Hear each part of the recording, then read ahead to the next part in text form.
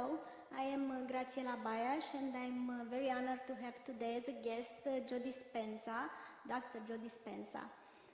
He's just came to Romania for a conference that he will have this evening, and this is an introduction to the progressive workshop that will take place next year in March. Dr. Joe Dispenza is a best-selling author of 3 books, the last one being You Are the Placebo, Making Your Mind Matter. He's a neuroscientist and researcher. He is traveling the world being an international lecturer, has lectured thousands and millions of people all over the world. So we are very, very lucky to have him here to bring to Romania the tremendous amount of knowledge and experience that he gained through many years. And he also was featured like 12 years ago in the film What the Bleep Do We Know?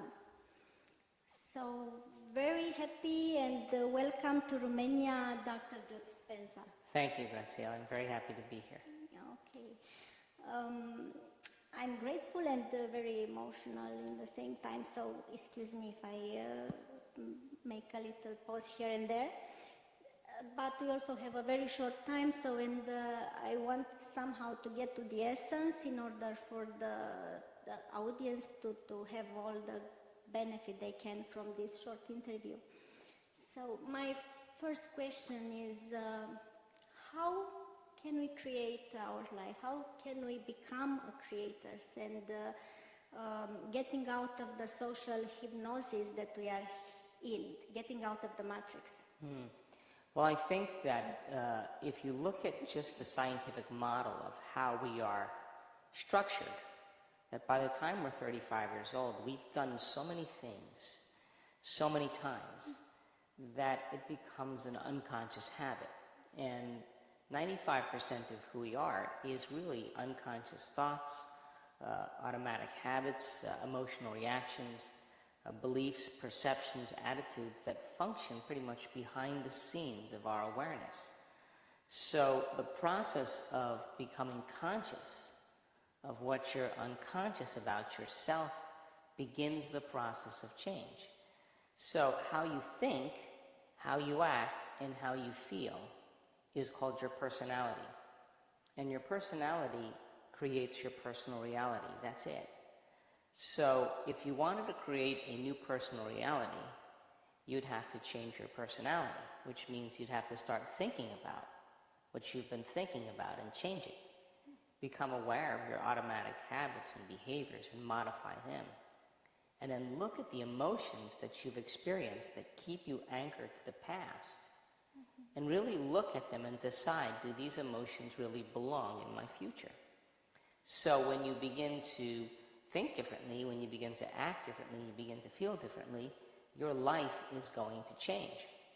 So most people like to wait for a reason to change, like a crisis or a trauma or a diagnosis from some disease. Now all of a sudden, they realize that they can't go on living the same life any longer. They have to change something about themselves. So I think that my message is, why wait for that trauma? That when you teach people that they can begin to create a better life for themselves and even improve their health and give them the tools on how to do it, it becomes more effective for everybody. Now, here's the key, is that we are already wired to do this. We're always in the process of creation if we're truly relaxed and beginning to think about what we want for ourselves and our lives. When we're living in stress and we're living in survival, then it's not a time to create. So getting people out of those survival states and into more creative states allows them to do what we're innately wired to do. Okay, and how to do this in our day-to-day life? Because it's pretty hard you have to survive first in order to thrive after, no? So this is, as I heard in one of your videos, is like the greatest challenge, the biggest challenge of the biggest test of our society these days, to do this shift of state of mind in order to be able to do this? Yeah, well, I can tell you from traveling around the world now and doing this for many, many years that many, many people are actually doing it very well. And it's a skill. Just like anything you do over and over again, you get better at it. And in the beginning, it's difficult because we always come up against some aspect of ourselves in order for us to move into a new life. So the hardest part about all of this is really making time to do it. That's it.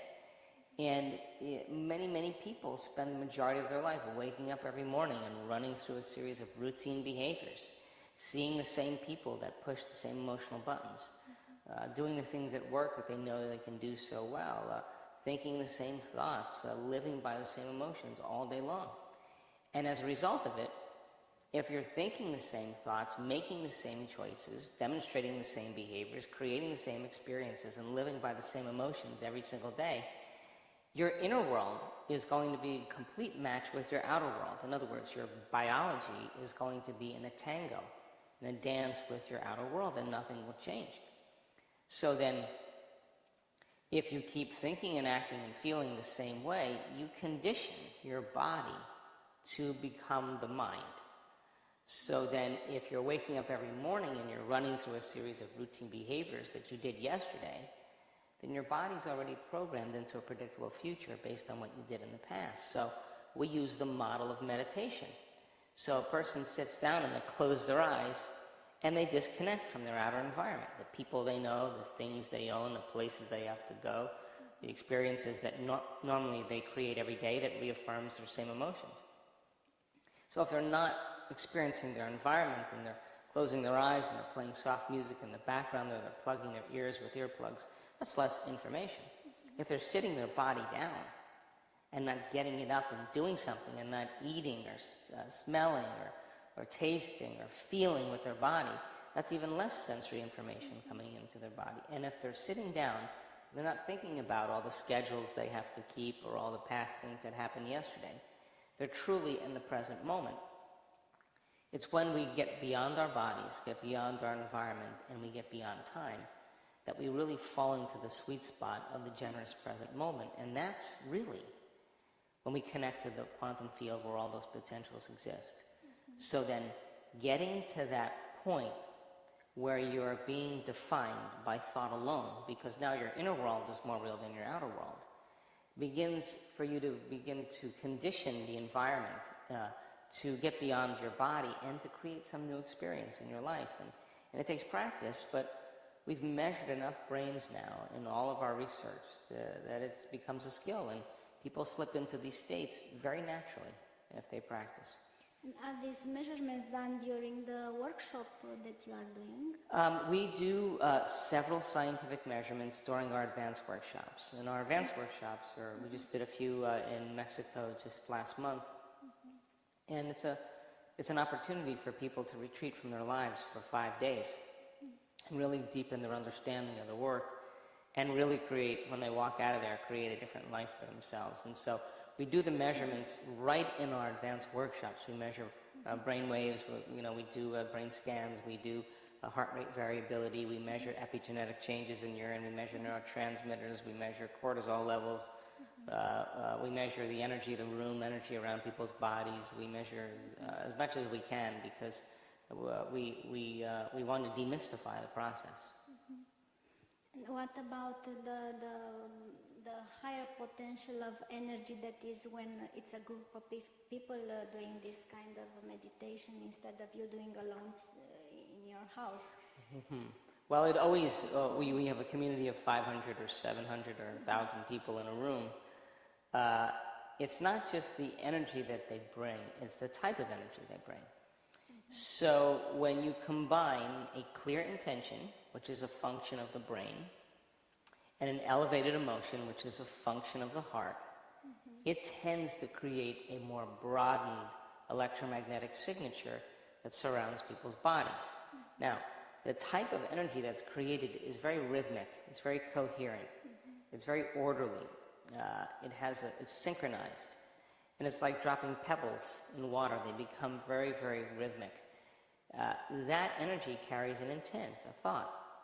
And so if I'm sitting next to you, or there's 1,000 people or 500 or 700 people in a room, and everybody's energy is becoming coherent, the moment those two energy fields interact, they interfere. When they come together, they're going to create a bigger amplitude, a bigger wave. That bigger wave is a higher energy. And we've measured this over and over again in our advanced workshops. And we've made scientific history because the energy that at the end of the event is way higher than the energy when we start. Now, what does that mean? That's available energy for people to heal. That's available energy for people to create a new life for themselves. That's available energy for them to have a mystical experience, and on and on. So there is power in community, but it has to be the combination of that clear intention with an elevated emotion, because the majority of our time when we're living in stress, we're actually drawing from the field. So the energy of the room will go down. So how do you teach people, instead of taking from the field, to give to the field? And we know that when you get a community of people together, and they're all wearing heart rate monitors, which is a function of the autonomic nervous system. If 50 people are sitting in the front of the room wearing heart rate monitors, and everybody else in the room is creating a clear intention with an elevated motion, that all those people wearing the heart rate monitors, that their lives be enriched. That 90% of them, all their hearts go into coherence at the exact same time. In other words, they're being influenced by that energetic field, and we are bound by that field. And the emotion that binds us is love. It's the glue that keeps us forming community. So without love is not possible, or any elevated emotion like gratitude or appreciation, or without this it's not possible to manifest. Well, this is a great conversation.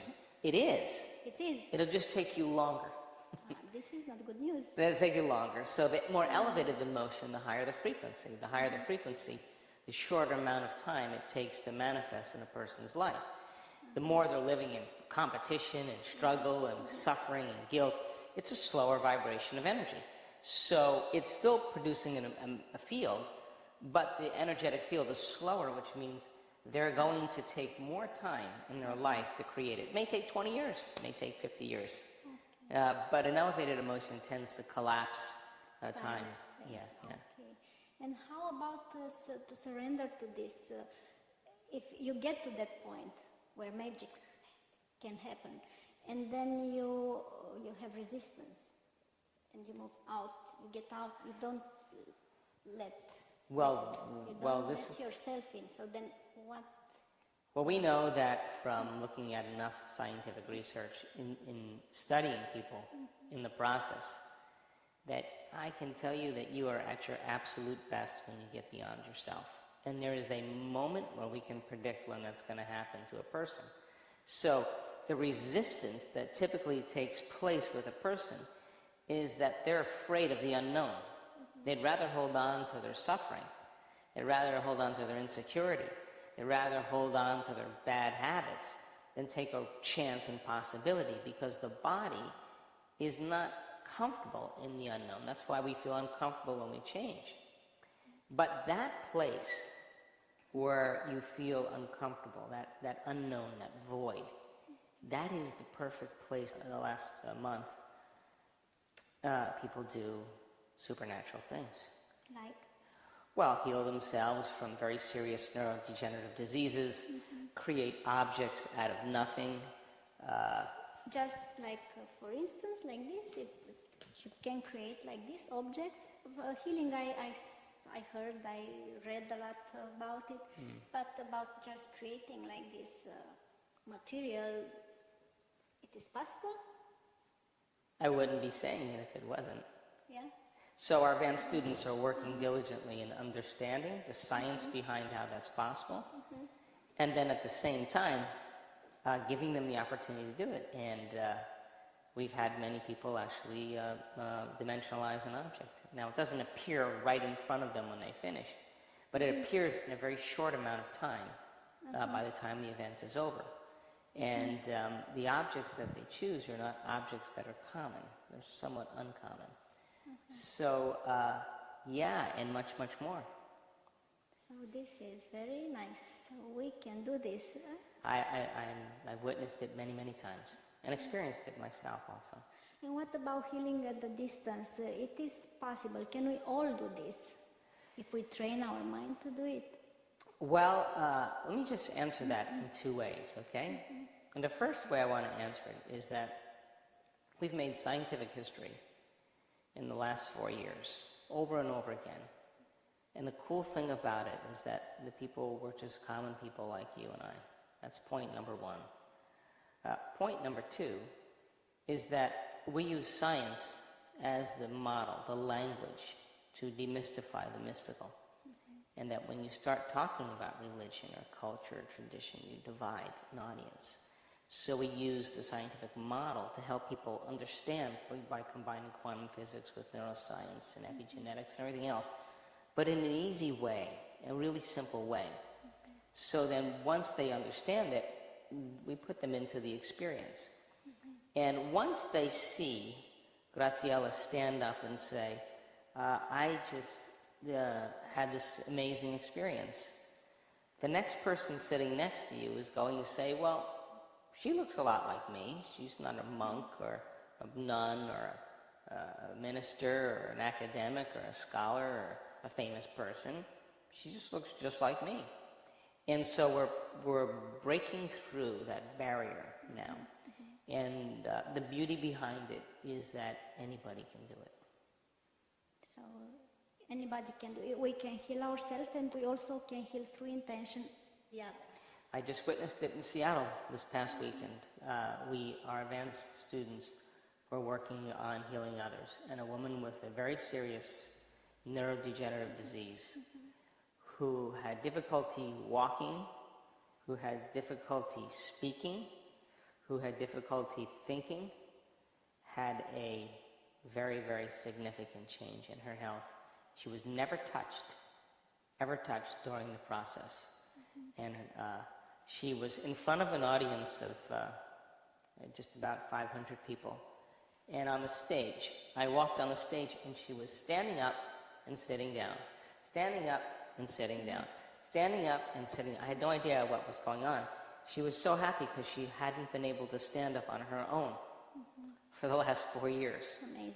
Yeah. And so I'm personally mystified when I witnessed this. And so when we asked the person who did the healing on her to stand up, it would never fit into your definition of what a spiritual person should look like.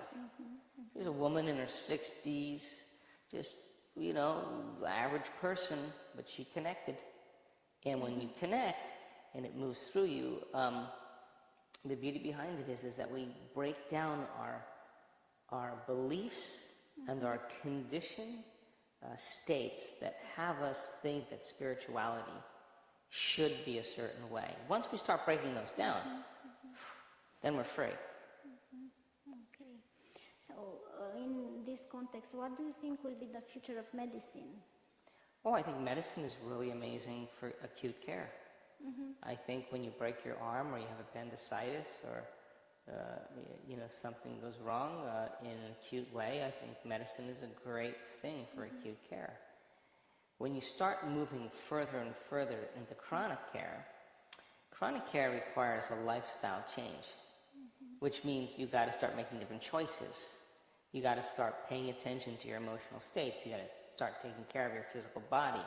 You got to start looking at your chemical states, and the beauty behind that is that people are beginning to wake up with the understanding that they can be a participant in their own health. And we tell people, look, if you're treating for cancer, or you're treating for diabetes, or you're treating for MS, continue your treatment. But let's add this element to see if we can quicken the process. And let's take measurements. Every 3 months, let's take a measurement. Let's see what your body looks like. Let's measure your blood. We'll do a radiographic study. Let's measure something. And let's see if you're in fact improving. And if you're not, let's add something or change something so that you continue to move in the right direction. So I think medicine has its place, and I think there's a great thing happening in the world right now. Information is so available. you went to your doctor 30 years ago and she told you you had this condition, you would say, okay, what do I do? And she'd say, well, you need to do this surgery or this treatment. And of course, you'd sign on the dotted line and you'd get the surgery. Fast forward to today, you get a diagnosis, everybody goes home and gets on the internet because of technology and they research their condition. They come back to their doctor knowing as much about that condition or the alternative treatments as their doctor. And they say, I want to try this. And the doctor says, well, that's not going to work, or I don't know anything about that. And they say, really? Time to find a new doctor. So people are taking their power back because you don't need an authority to get answers any longer, whether it's a priest, whether it's a teacher, whether it's a doctor, a governor. You can get information on your own, and that begins to empower people. So, but this is a time in history where it's not enough to just know. This is a time in history to know how.